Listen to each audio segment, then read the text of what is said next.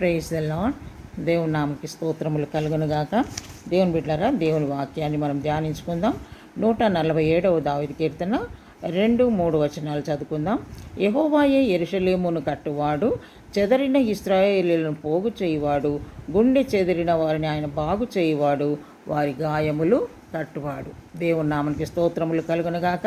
దేవుని బిడ్డ, యెరూషలేము కట్టువాడు, పాడైనటువంటిది, కూలిపోయినటువంటి దాన్ని కట్టేవాడు మన యేసయ్య. చెదిరిపోయినటువంటి ఇశ్రాయేలులు పోగు చేసిన దేవుడు.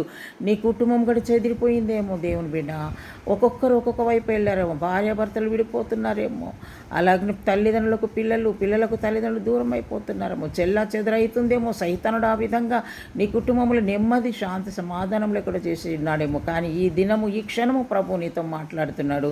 చెదిరిపోయిన నీ కుటుంబాన్ని సమకూర్చే దేవుడు ఆయన సమాధానమునకు కర్త అయినటువంటి దేవుడు. తప్పకుండా నీ కుటుంబాన్ని సరిచేసి కట్టేవాడు దేవుని బిడ్డ. పోగు చేసే దేవుడు మన యేసయ్య. దేవునికి స్తోత్రం, హల్లెలూయా.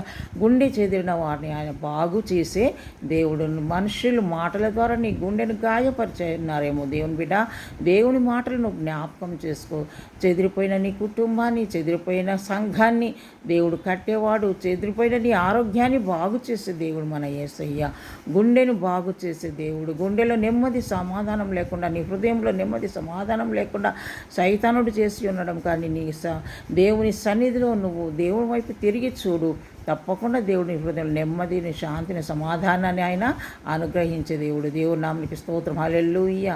మరి ఎన్నో ఆశీర్వాదాలు చెల్లాచెదర అయిపోయినాయేమో, నువ్వు చేతులారను కొన్ని ఆశీర్వాదాలు పోగొట్టుకున్నావేమో. కానీ దేవుని వైపు చూడు. తప్పకుండా దేవుడు నువ్వు పొందవలసిన ఆశీర్వాదాలన్నీ తిరిగి ఆయన నీ జీవితంలో సమకూర్చే దేవుడు. పాడైనటువంటి సాక్ష్యాన్ని దేవుడు కట్టే దేవుడు. మనుషులు నీ సాక్ష్యాన్ని పాడు చేశారేమో, కానీ దేవుని బిడ్డ, మనుషులు పాడు చేసిన దేవుడు పాడు చేసేవాడు కాదు. తిరిగి నీ యొక్క జీవితాన్ని కట్టే దేవుడు ఆయన. దేవునికి స్తోత్రం, హల్లెలూయా. నీ సాక్ష్యాన్ని నిలబెట్టే దేవుడు ఆయన. కనుక దేవుని వైపు చూడు దేవుని బిడ్డ. ఆయన కూలిపోయిన వాటిని అన్నిటినీ తిరిగి లేవనెత్తే దేవుడు, నిలబెట్టే దేవుడు, కట్టువాడు, పోగు చేయువాడు, గాయములను బాగు చేసే దేవుడు మనకు ఉన్నాడు. కాబట్టి నువ్వు దిగులు చెందకు, దేవుని వైపు చూడు. దేవుడి కొద్ది మాటలు మన ఆత్మ మీద దీవించను కాక. పరిశుద్ధాత్మ దేవానికి వందనాలు.